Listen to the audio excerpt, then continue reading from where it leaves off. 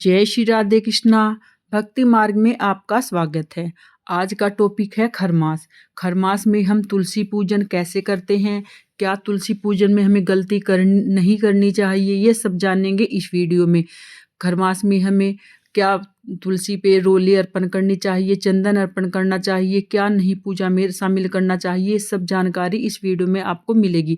अगर आपको जानकारी अच्छी लगी है तो प्लीज़ चैनल को आप सब्सक्राइब करें, औरों के साथ भी इस जानकारी को आप साझा करें ताकि उन्हें भी सही से खरमास की जानकारी मिल सके। कब खरमास शुरू होने वाला है, क्या पूजा हमें करनी है, कैसे नहीं करनी है, सब आपको इस वीडियो में जानकारी मिलेगी। आइए वीडियो को हम शुरू करते हैं। खरमास के दौरान कई लोगों के घर में तुलसी ना सूख जाती है और इसका हमारे ऊपर एक नकारात्मक ऊर्जा का प्रभाव भी पड़ता है।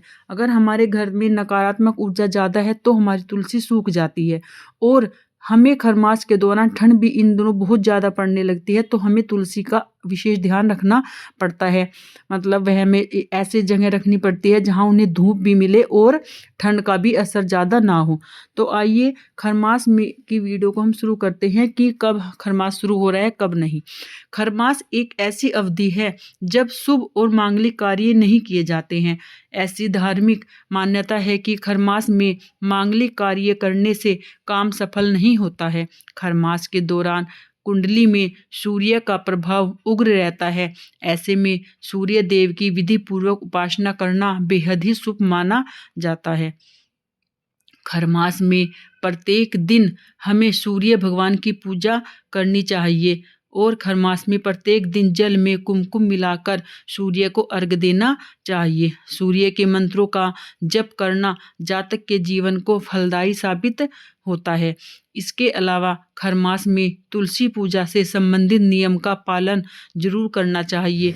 मान्यता है कि करने से जातक और उसके परिवार के सदस्यों को पर धन की देवी माँ लक्ष्मी की कृपा बनी रहती है। चलिए जानते हैं खरमास में तुलसी पूजन के नियमों के बारे में और खरमास कब शुरू हो रहा है। पौष मास 2025 की शुरुआत 5 दिसंबर से हो चुकी है। वहीं यह 3 जनवरी 2026 को पौष पूर्णिमा के साथ समाप्त हो जाएगा। इसके साथ ही पंचांग के अनुसार 16 दिसंबर से खरमास की शुरुआत भी हो जाएगी। धार्मिक दृष्टि से शुभ होने के बारे में इस महीने में विवाह, मुंडन, गृह प्रवेश और नए व्यवसाय की शुरुआत जैसे मांगलिक कार्य वर्जित माने जाते हैं। आइए जानते हैं इसके पीछे क्या कारण है। खरमास में रोजाना सुबह जल्दी उठे और स्नान करके साफ वस्त्र धारण करें। इसके बाद सूर्य को अर्घ दें। घर और मंदिर की सफाई करने के बाद देवी देवताओं की पूजा अर्चना करें। अब तुलसी के पौधे को जल अर्पित करें। इसके बाद देसी घी का दीपक जलाकर तुलसी माता की उपासना करें। विधि पूर्वक तुलसी माता की आरती करें और जो तुलसी चालीसा है उसका पाठ करें।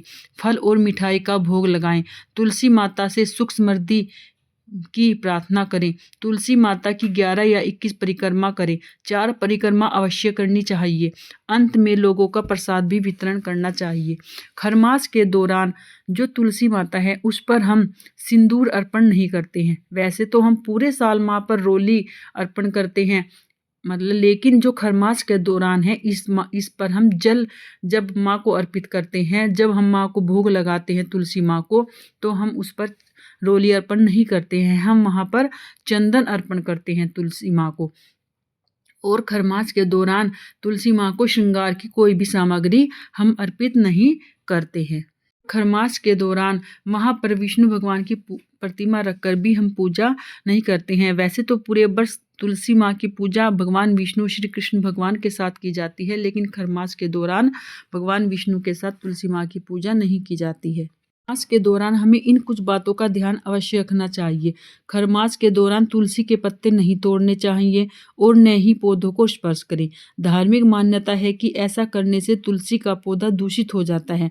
इसके अलावा रविवार, एकादशी तिथि पर भी तुलसी के पत्ते तोड़ने से बचना चाहिए। तुलसी के पत्ते हमें द्वादशी वाले दिन भी नहीं तोड़ने चाहिए और खरमास में हमें संकष्टी जो होती है उस दिन भी हमें, संक्रांति जो होती है उस दिन भी हमें तुलसी पत्र नहीं तोड़ना चाहिए। रविवार को तो सभी जानते हैं कि तुलसी पत्र नहीं तोड़ना चाहिए, लेकिन कुछ तिथियां हैं जैसे अमावस्या होगी और द्वादशी पर तो हमें सबसे बड़ा पाप लगता है तुलसी पत्र तोड़ने के कारण। लेकिन अब सवाल ये उठता है कि हम लड्डू गोपाल, कृष्ण भगवान, विष्णु भगवान को डेली तुलसा अर्पण करते हैं, तो आप तुलसा कैसे अर्पण करें? इन तिथियों को छोड़कर आप तुलसा अर्पण तोड़ सकते हैं। तुलसा 11 दिन तक बासी नहीं होती है। एक बार आप तुलसा तोड़कर किसी डब्बे में अच्छे से उसको ढक कर रख लें और तुलसा 11 दिन तक आप धो के जल में से भगवान विष्णु और लड्डू गोपाल अपने इष्ट कृष्ण भगवान को अर्पित कर सकते हैं। इसके अलावा खरमास की अवधि के दौरान सिंदूर या फिर कोई भी अन्य सामग्री तुलसी माँ के पौधे को अर्पित नहीं करनी चाहिए। ऐसा माना जाता है कि यह काम करने से माँ लक्ष्मी की नाराजगी का सामना करना पड़ सकता है। माँ लक्ष्मी हमसे नाराज हो जाती है, क्योंकि तुलसी भी विष्णु प्रिय है और माँ लक्ष्मी विष्णु प्रिय है। तुलसी ही माँ लक्ष्मी का रूप है। खरमास के दौरान ये कार्य अवश्य करने चाहिए। अगर आप माँ लक्ष्मी की कृपा प्राप्त करना चाहते हैं तो खरमास के दौरान तुलसी में दीपदान अवश्य करें। इस उपाय करने से माँ तुलसी माता प्रसन्न होती है और जातक के जीवन में कभी भी धन की कमी नहीं होती है। आपको जानकारी अच्छी लगी है तो प्लीज़ चैनल को लाइक करें, शेयर करें और इस वीडियो को दूसरे के साथ भी साझा करें। मिलते हैं आपके साथ नए टॉपिक में, नए वीडियो के साथ। तब तक जय श्री राधे कृष्णा।